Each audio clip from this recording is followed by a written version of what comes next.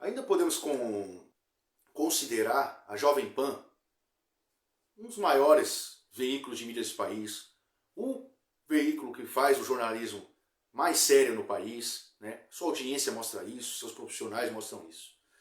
Mas, esse intervalo antes das eleições presidenciais do ano passado, estamos aqui com cerca de um ano, vai. Desde agosto do ano passado até agora, agosto, muito que a gente está gravando esse vídeo, a Jovem Pan, a única palavra que tem é uma decepção, né? Um veículo com 90 anos de idade, né? Paulo Machado de Carvalho, Tutinha, que no final do ano passado pediu a saída, se retirou da presidência, né? Ainda é CEO, mas se retirou da presidência geral da emissora. A única palavra é covardia, frustração, né? Frustração da parte de quem acompanha, de quem admira essa emissora, que é uma emissora valente, é uma emissora que não se rendeu, nunca se rendeu, sempre foi plural de verdade, sempre trouxe a informação de verdade, os fatos como ele é, não sensacionalismo, nunca fez parte da imprensa suja, porca, que inventa, que manipula a notícia a seu sabor, a seus interesses, né? Que tem o viés socialista. Não. A Jovem Pan sempre fez questão de colocar comentaristas, seus jornalistas, todos os pontos de vista, para que aí sim a população, o sujeito em casa, o ouvinte, o telespectador agora com a TV, possa tirar suas próprias conclusões dos fatos e as opiniões colocadas nos seus devidos contextos, né? Não com alardes, não com sensacionalismo. Mas nesse intervalo de um ano, a Jovem Pan vem perdendo seu perfil, esse perfil guerreiro, esse perfil de jornalismo sério. E está fazendo parte de uma covardia. De forma covarde, baixando a cabeça para o sistema e entrando dentro desse sistema que controla o resto da mídia como uma propaganda, né? Um ministério de propaganda da máquina suja do sistema que controla o Brasil.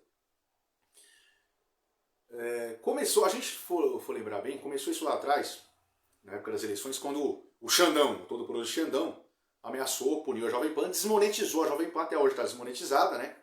Que é o canal que mais tem visualizações disparado na internet, no YouTube e outras plataformas. Desmonetizou por quê? Porque os comentaristas não podiam mais falar que Lula é quadrilheiro, amigo de ditador, que ele é bandido, que é descondenado, que é ex-presidiário, etc, etc, etc, coisas que ele é. E ficou provado, né, depois das eleições, que ele também era amigo dos ditadores. Né? O único sujeito a assinar a carta da ONU contra o Daniel Ortega, recebendo o Maduro tapete vermelho, etc, etc, etc. Recebendo navio de guerra iraniano, né, e por aí vai. A Jovem Pan resolveu abaixar a cabeça. A gente até entende, né, nessas decisões. O Alexandre de Moraes já falou abertamente que está contra a Jovem Pan, que a Jovem Pan se tornou um braço político. Né? Ou seja, ele vai perseguir porque a Jovem Pan ainda é uma que expõe as falcatruas da esquerda, do comunismo, do socialismo, do judiciário, os arroubos que ele e sua turma fazem. Né? Mas o que acontece? A gente pode até entender perca de patrocínio, né? Aquela lacração que fizeram contra o Constantino lá atrás, lembra?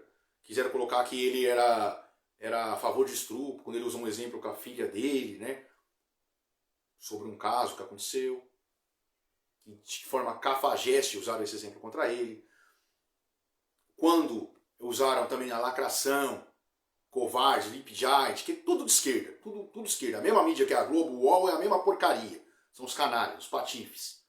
Aquela saudação do Adrilles, colocaram ele como um nazista, né? O retirando do ar. Começou ali. A Jovem Pan baixou a cabeça e tirou seus comentaristas do ar. Os demitiu. Você entende, até questão de patrocínios, né? O patrocinador não vai... Se você não demitir o cara, eu tiro o patrocínio. E o que rege antes da luta pela informação, do bom jornalismo, é a grana para financiar, para a emissora estar no ar. Né? Você até entende esse ponto. Mas quando chega as eleições, que eles afastaram Guilherme Fiuza, Ana Paula Henkel, Augusto Nunes, porque na reta final não poderia falar que o Lula é bandido. Ficou lá 5 palavrinhas que não podia falar na Jovem Pan. ali já se põe a covardia. Ah, mas eu ia pagar uma multa.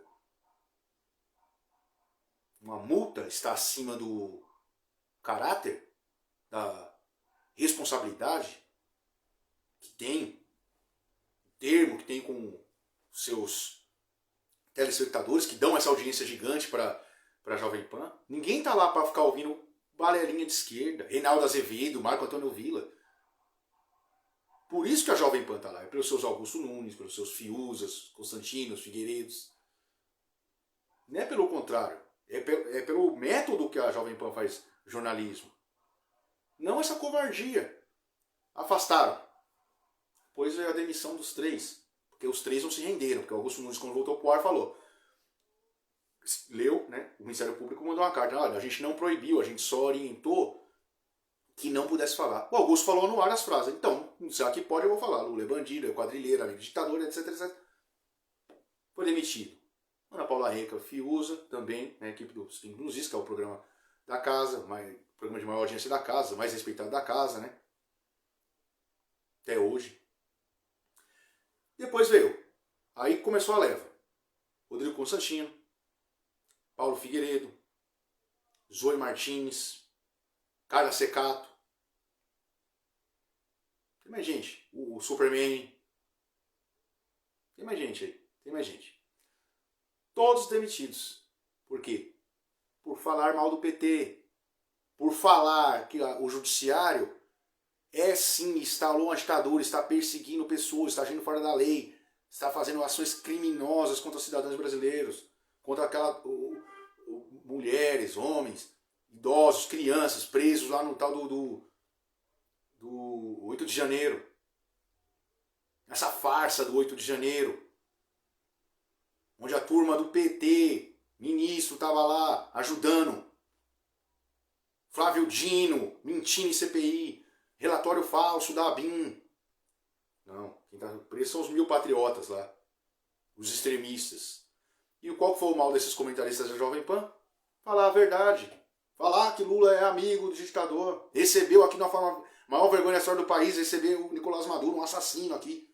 Tapete vermelho. O que a Jovem Pan fez? Esses comentaristas em defesa da emissora, sendo perseguida pelo judiciário, sendo perseguida pela esquerda, sendo perseguida pelos checadores, por artistas, por vagabundos, eles defendendo a emissora. O que ela fez? Pouco fez, mandou todos embora, de uma forma covarde. E chega nessa semana, faz uma semana, mandaram Thiago Pavinato, que atualmente era a grande referência da casa, né? Conseguiu ali segurar essa saída desses grandes jornalistas, né? E ele segurando.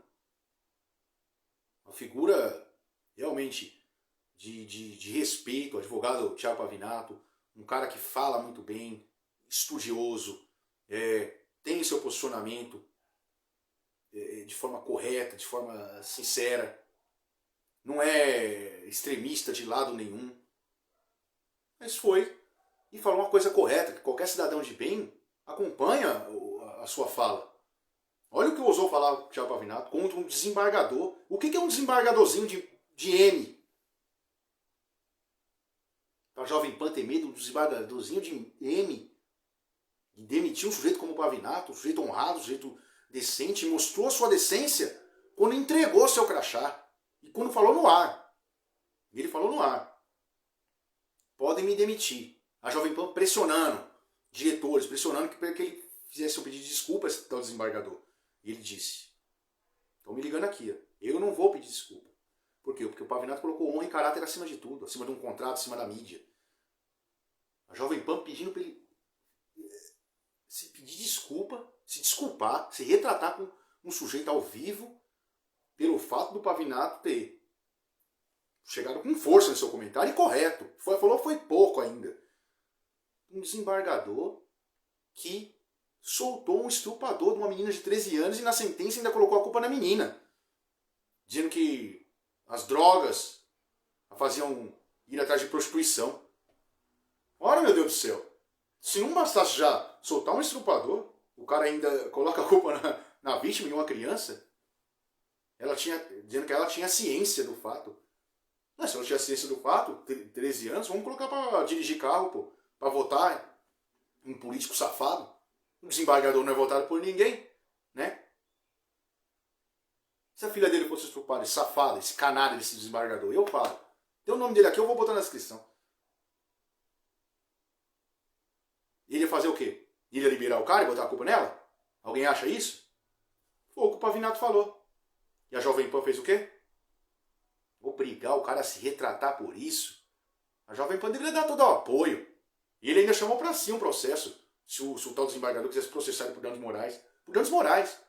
O que ele faria contra a Jovem Pan? Tiraria do ar uma emissora de 90 anos porque o comentarista chamou ele de safado? Óbvio que não. Sabe por que a Jovem Pan fez? Sabe por que fez? Que se adequou à covardia. Tá tentando entrar no sisteminha, com medo do Xandão, com medo da perseguição dos Sleep Giants, os checadores de internet de cabelo rosa. Por isso a Jovem Pan fez essa covardia com o Thiago Pavinato. E fez com todos os seus outros grandes comentaristas. É triste, é lamentável ver o rumo que está tomando a única emissora a qual a população de bem do Brasil, patriota do Brasil, colocava alguma esperança, algum respeito de ter, sim, informação séria, não com viés só de direita, disso não, porque a Jovem Pan tem os seus debates, famosa por isso, por ter lá comentaristas de esquerda, de direita, de centro, de todos, ser realmente fazer jornalismo sério. Mas as atitudes covardes da Jovem Pan tiram dela qualquer crédito, qualquer moral. Infelizmente, esse é o rumo que essa emissora está tomando.